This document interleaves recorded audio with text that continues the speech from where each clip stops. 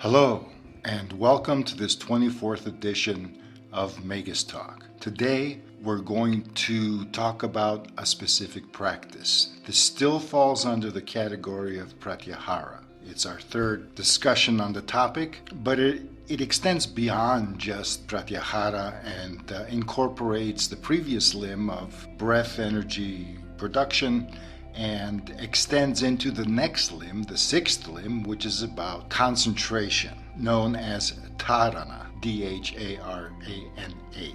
Dharana is consistent localized attention that amounts to a persistence of mindfulness. You're always relaxed when it happens and you don't strain in this concentration practice.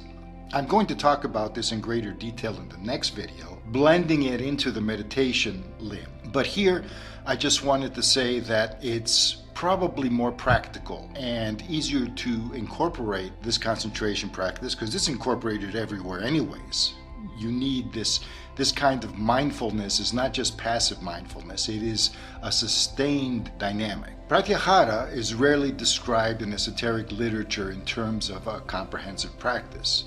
That's why it took a little while for me to organize this, because I've been doing this practice for a while, but I'd like to scale it down for the purposes of this series. Now, there are applications for the senses of sight and hearing in the tradition.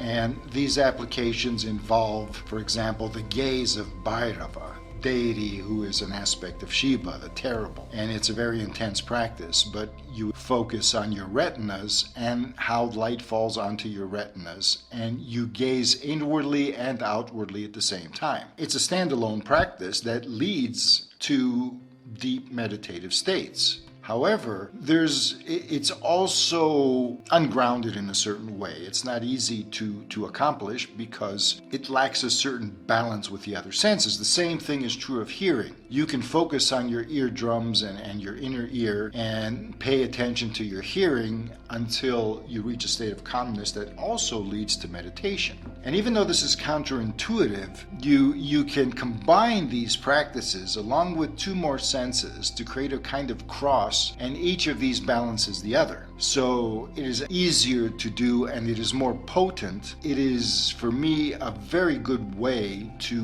move into meditation proper, because otherwise there are internal resistances. And you may be thinking you're meditating, or you may be saying you're meditating, but it's actually a form of sustained mindful concentration. And that is very beneficial, but it doesn't lead to the deeper levels of accomplishment. So we can better wrap our heads around practices that integrate rather than insulate sensory potential, because otherwise, when you look at pratyahara practices, they seem to just block the senses. Let's block the senses so we can internalize because they're problematic. Well, they're not. They're actually gateways to proper organic awareness, because grounding is very important. We want to integrate the physical body experience, the emotional experience, the mental experience with this burgeoning harnessing of the spiritual experience in integration with all of these. So we're going to take a more organic approach, a more interdisciplinary approach, and involve practices that originate from Taoism rather than pure yoga, or the Indian system at least.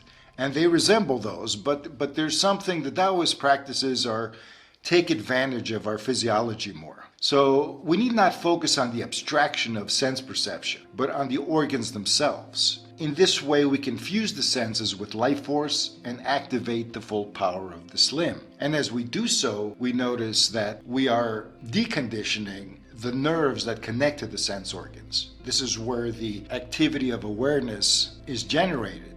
And this activity, for example, the images you get from your retina go into a certain part of the brain where they are interpreted. All of this involves consciousness. So you learn to get a sense of this consciousness and integrate it with all the other aspects without causing any kind of synesthetic effect where they all fuse together. You're essentially balancing your senses, and as the sutras say, then you master these and they become tools. They become, well, more than tools. They become gateways to the deeper levels of experience that are otherwise too abstract to maintain coherently in an easy manner. It's because I've been practicing it in a way that I'm presenting it. And I've been looking for the nuances so I can present these to you as well. Because this is the hump of the 8 limbs of yoga, in my honest opinion. So I've come up with a name for this, and this is Infrasense awareness. Your internalized awareness of your sense processes, 4 of them. Because the sense of touch is essentially all over the skin, and it doesn't involve the sense openings, but at the same time, proprioception, the sense of your organs, is a kind of derivation of the sense of touch, although it's not on the skin. It's a powerful practice that covers the spectrum from beginner to advanced.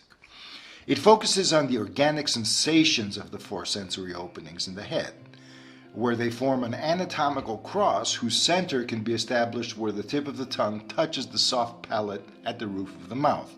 Just move the tip of your tongue on top of the roof of the mouth where there's a bone, and then it reaches a point where the bone stops and you have soft flesh. And that's, you got to curl the tongue backwards a little bit and be very gentle and just maintain, don't press it.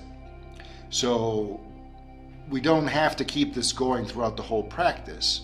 But once you gain the sensations of the 4 sense openings and they start balancing out, then this central part just absorbs all that energy and moves it into your middle pillar, into your spinal channel, down into the heart, and into your deeper centers.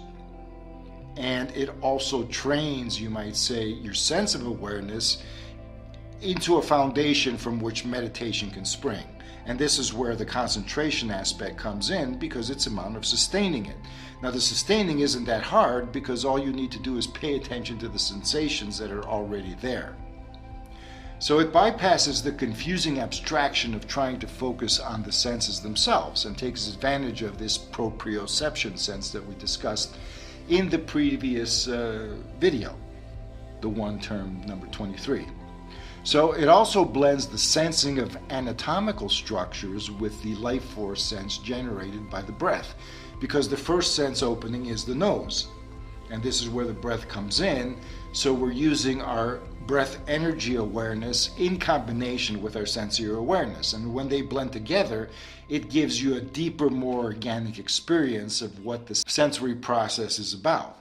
Infrasense is not just being aware of your senses. It's not just being aware of your sense organs. It is channeling life force through the experience into a deeper energetic state that when you concentrate on this, it becomes deeper and more established and easier to hold. And from there, once you move into meditation proper, you don't lose it as easy. The body is your helper. The body is your friend. And it is what's going through all of this. Through the body, we're able to harness our deeper potential.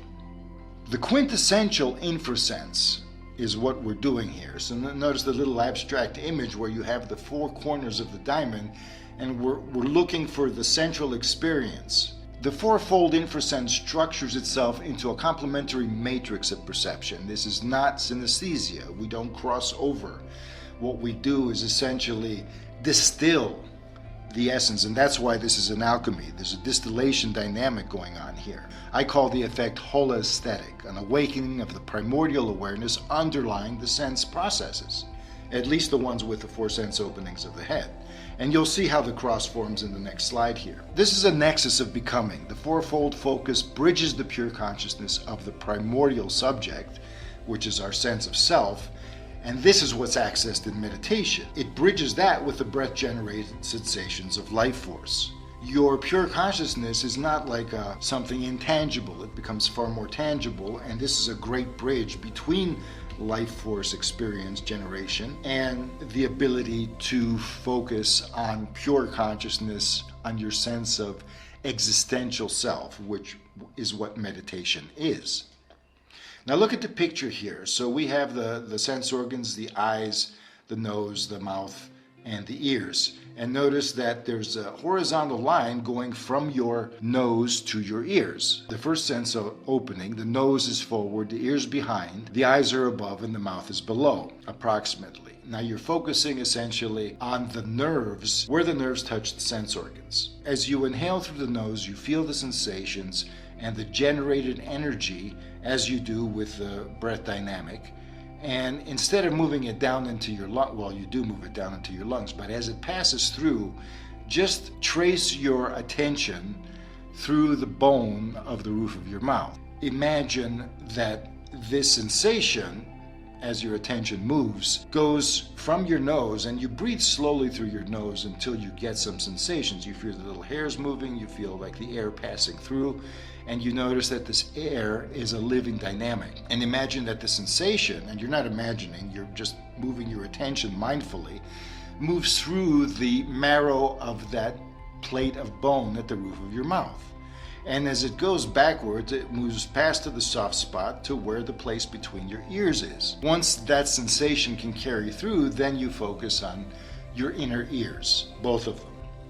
And as you focus on this, the energy will stimulate that, and just your attention will slowly become something more. So you create a kind of horizontal energy dynamic. And this becomes a certain basis, because then you can focus on your eyes. Now you can do all this separately until you get the kind of hang of it for the reference dynamic. Pratyahara infrasensing of these senses forms a circular energy pathway between the corresponding opening. Now that happens when you do the horizontal extension like I just described, and then you move into your retina and you feel the back of your retina, and where the stimulus of photons, because you don't need to do this with your eyes closed. It's best to just look at a very simple field of vision. A natural one is best, like trees or the sky. Just feel the light hitting your retina. And then from there, the sensation essentially creates, you're looking inward and outward at the same time. Then you go down to where your mouth is, and all you do is pay attention to the structure of your mouth, the inside. This is again a function of proprioception, where you're aware of your tissues and organs. It's not specifically to get into your sense of taste, but the whole dynamic of what the oral cavity is, where food comes in, saliva comes out, and then taste occurs. All of these things are tactile-like sensations. So as you do this, you form a kind of grounding, a vertical grounding from top down to the mouth, and then from forward to the back where the ears are. In Taoist spiritual anatomy, each of these organs has a specific energy. It connects to specific emotions, even virtues and mental qualities. As you do this, you're able to slowly balance out and notice that there's a kind of cycling that can occur from the eyes to the nose to the mouth back to the ears. You're moving energy at the same time as you are noticing mindfully what's going on. Or rather, you don't move energy, you move attention. Although this isn't part of this practice, there's something called the microcosmic orbit in Taoist alchemy, and this is essentially when attention generates energetic sensations down the front of the body, around the pelvis, and up the back, and it forms a kind of loop. And if you keep following this loop, it opens up a lot of your energy channels and establishes a deeper state of health. At the very least, it's a foundation practice, and it can be expanded to the limbs and to the aura around the body. But in this case, we are doing a very, very fundamental basis. So let's see where this takes us. Aside from this two-dimensional loop that extends as a cross, that is a disc that moves through the middle of your head and that separates the right and the left parts. So this is two-dimensional. But it's important to balance the hemispheres. It's important to balance the two sides of your head, of your face, of your body in general. And that's the third dimension. And this third dimension crosses from the level of your nose and ears to that center or approximate center where the tip of your tongue is supposed to go once you get the sensations of all four positions, of all four sensory positions.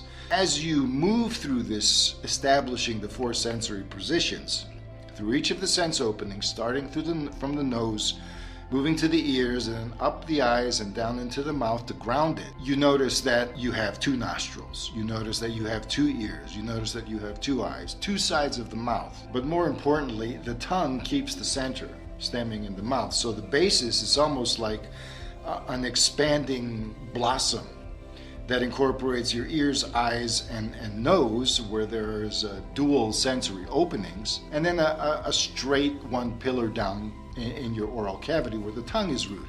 when you focus on your nostrils, focus on both of them at the same time. Notice the sensations of both of them at the same time. The same with the ears. Do a stereoscopic mindfulness there.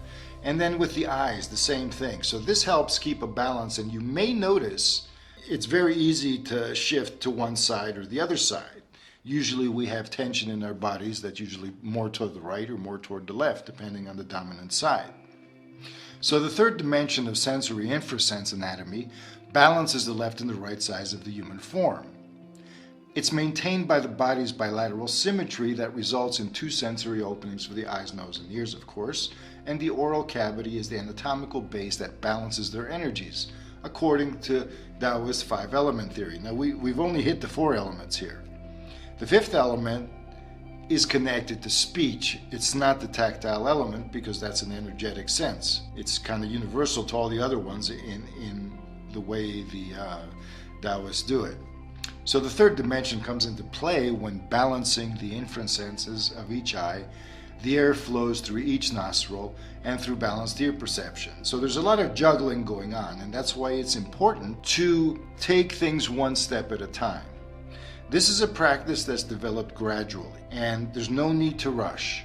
However, it is guaranteed that if you get the hang of it, and you don't have to be a complete master, but it will make the abstract meditative experience not just far more easier to access, although there's a lot of work there too, but the shift into a samadhi state where you unite with the object of your perception, where you become one with yourself first, and then you become one with any thought, any perception, and any circumstance. And it's not easy to maintain, of course, just because I say, oh yes, you can do it easier.